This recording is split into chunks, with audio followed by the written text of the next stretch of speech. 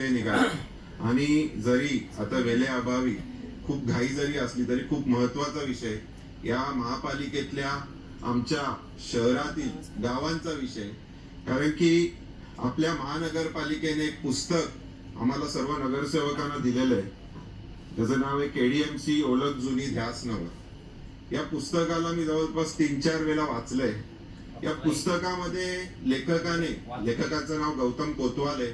ते पुण्यातील रहिवासी आहेत, त्यांचा आपल्या शहराशी काही संबंध नाहीये. या पुस्तकामध्ये लेखकाने फक्त महानगरपालिकेबद्दल जर माहिती दिली असेल तर काहीच हरकत नव्हती, परंतु महापालिकेबद्दल माहिती देत असताना या पुस्तकामध्ये लेखकाने कल्याण डोंबिवलीचा 2000 वर्षांचा इतिहास यामध्ये छापलेला आहे.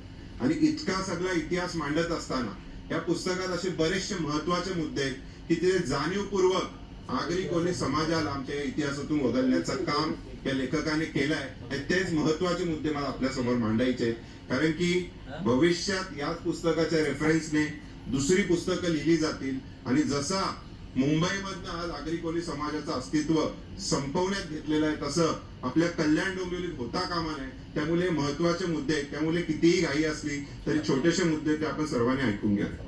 या पुस्तकाची प्रस्तावना आपले तत्कालीन आयुक्त डॉक्टर इंदुराणी जाखड मॅडम यांनी मांडलेली आहे.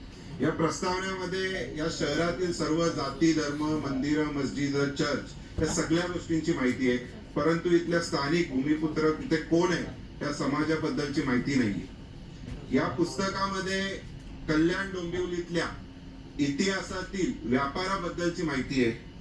या व्यापारामध्ये 1690 सालापासून पारसी समाज इथे दुधाचा व्यवसाय करतो, इतकी डिटेल मध्ये माहिती दिलेली आहे.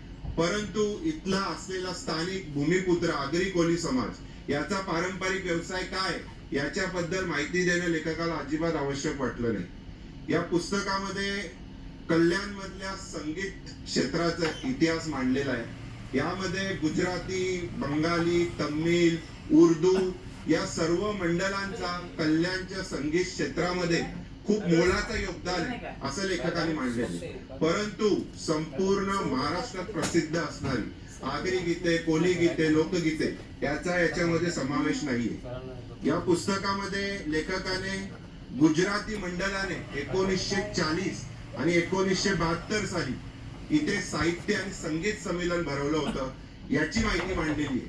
परंतु 2017 साली आपल्या डोंबिवलीमध्ये अखिल भारतीय मराठी साहित्य संमेलन भरवण्यात आलं होतं आणि त्याचा अध्यक्षपदाचं मान इथल्या आगरी युथ फोरम या आगरी संस्थेला मिळालं होतं. इतकी महत्वाची माहिती या पुस्तकात लेखकाने छापलेली नाही.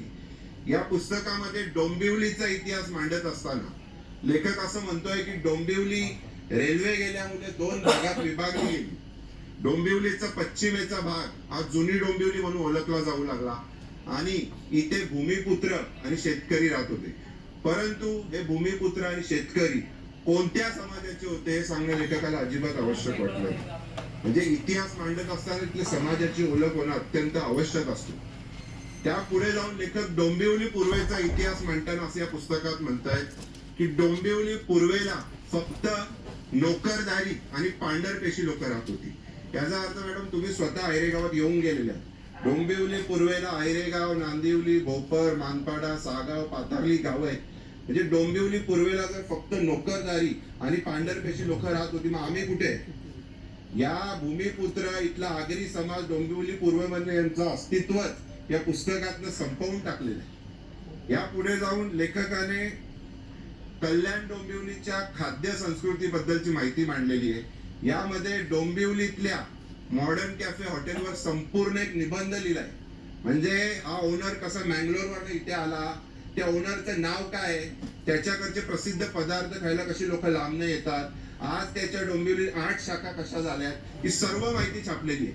परंतु इथल्या भूमिपुत्रांची खाद्य संस्कृती काय, आमची आहाराची पद्धत काय, आमच्याकडचे प्रसिद्ध पदार्थ काय हे सांगण्यासाठी एक शब्दाची ही जागा या पुस्तकात लेखकाला मिळालेली नाही. त्यापुढे जाऊन लेखक डोंबिवली मधले आपल्या कल्याण डोंबिवलीतल्या सर्व महत्वाच्या स्मारकांची माहिती देत आहे. यामध्ये आमचे माननीय नेते महाराष्ट्राचे प्रदेश अध्यक्ष रवींद्रजी चव्हाण साहेबांच्या संकल्पनेतून मृत्युंजय आन ठाकूर आणि मृत्युंजय मान ठाकूर यांचा स्फूर्तीस्थळ उभारण्यात आलेलं आहे. त्याची माहिती या पुस्तकात लेखकांनी छापली आहे. पण ती माहिती छापत असताना त्यांनी उल्लेख केलाय की या शूरवीराने वसईला एक पराक्रम गाजवलं. परंतु तिथे आपण जेव्हा त्या स्फूर्तीस्थळावर जातो तिथे स्पष्ट एका भिंतीवर इतिहास लिहिलेला आहे की हे दोन्ही शूरवीर हे डोंबिवलीचे भूमिपुत्र होते आणि आगरी समाजाचे होते. मग इतका स्पष्ट इतिहास जर तिथे लिहिलेला आहे, मग तसाच्या तसा जर या पुस्तकात छापला असता तरी चालला असता. पण लेखकाला आमच्या समाजाचा द्वेष आहे हे त्यांच्या लिखाणातून समजून येतोय आणि जाणीवपूर्वक या पुस्तकातनं आगरी कोळी समाजाचा इतिहास वगळून टाकण्याचं काम केलेलं आहे.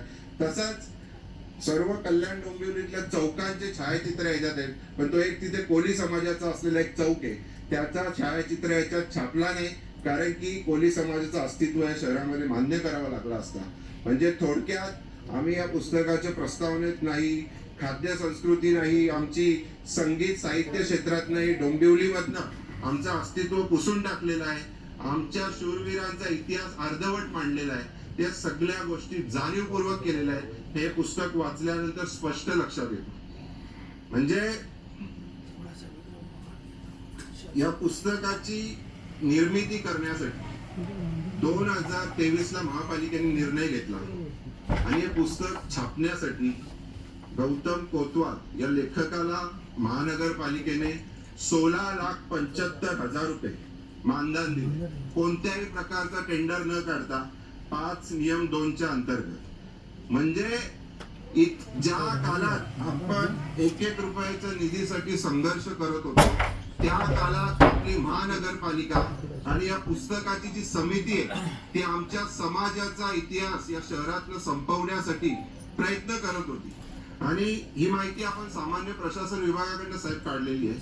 यामध्ये हे पुस्तक छापण्याचं महानगरपालिकेचं मूळ उद्देश काय, तर जे कोणी प्रमुख पाहुणे म्हणजे मंत्री असतील, राज्यपाल असतील, जे कोणी प्रमुख पाहुणे आपल्या महानगरपालिकेत येतील त्यांच्या स्वागतासाठी हे पुस्तक त्यांना भेट म्हणून देण्यात येणार आहे. म्हणजे थोडक्यात या पुस्तकाच्या माध्यमातून या शहरातनं आगरी कोळी समाजाचा इतिहास जो लेखकाने जाणीवपूर्वक पुसून काढलाय तो अस्ती संपूर्ण महाराष्ट्रात आणि देशभर जाणार. म्हणून माझी विनंती आहे की पुस्तकाचं आपण काय ते तुम्ही वाचा. याची 1000 प्रती छापलेल्या आहेत. आतापर्यंत 350 प्रती त्यांनी ऑलरेडी वितरण केलेले आहे. म्हणजे ज्या सभागृहात मॅडम 65-70 नगरसेवक आगरी कोळी समाजाचे त्या नगरसेवकांना आपली महानगरपालिका हा पुस्तक घरपोच देते आणि त्याच्यात आमचा इतिहासच नाही.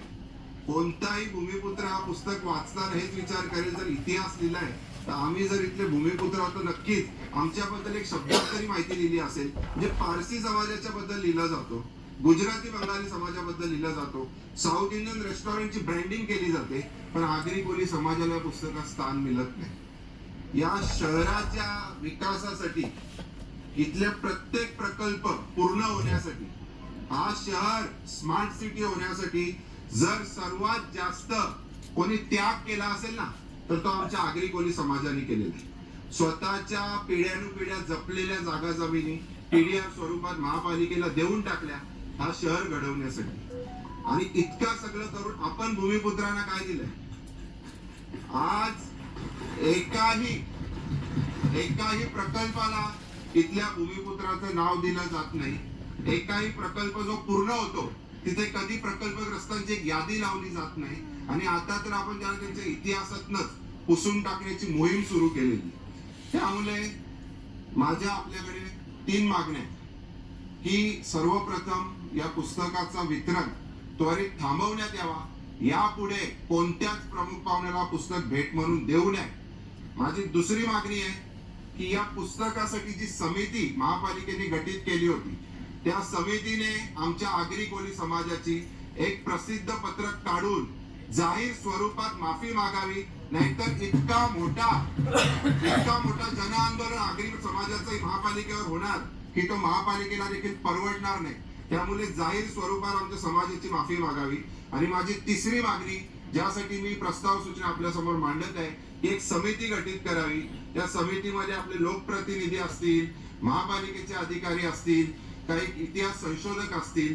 या समितीला गठीत करून त्यामध्ये जिथे जिथे समाजाचं अस्तित्व गावाची ओळख पुसली गेली असेल ती जर जतन करण्यात यावा आणि भविष्यात या गोष्टी होणार नाही आणि जिथे जिथे नवीन प्रकल्प होत असतील तिथे या समितीला विश्वासात घ्यावा. गावच्या महसूल हद्दी असतील, गावच्या कमानी असतील, गावच्या आमचे काही लँडमार्क्स असतील, हे पुसले गेले तर आम्हाला पुढच्या पिढीला इथल्या सिमेंट कॉन्क्रीटचे जंगल दाखवण्यात अजिबात इंटरेस्ट नाही. आम्हाला दाखवायचं आहे की आम्ही लोकप्रतिनिधी असताना या सभागृहात आम्ही या शहरामध्ये आमचा गाव जोपासण्याचं काम केलेलं आहे. त्यामुळे काहीही करून या 3 मागण्या माझ्या पूर्ण कराव्या आणि याच्यावरती आपण स्पष्ट रुलिंग द्यावी. मला आजची प्रस्ताव सूचना मांडायला दिली त्यासाठी आपलं मनपूर्वक आभार. धन्यवाद. जय आगरी, जय कोली, जय आई एकवी.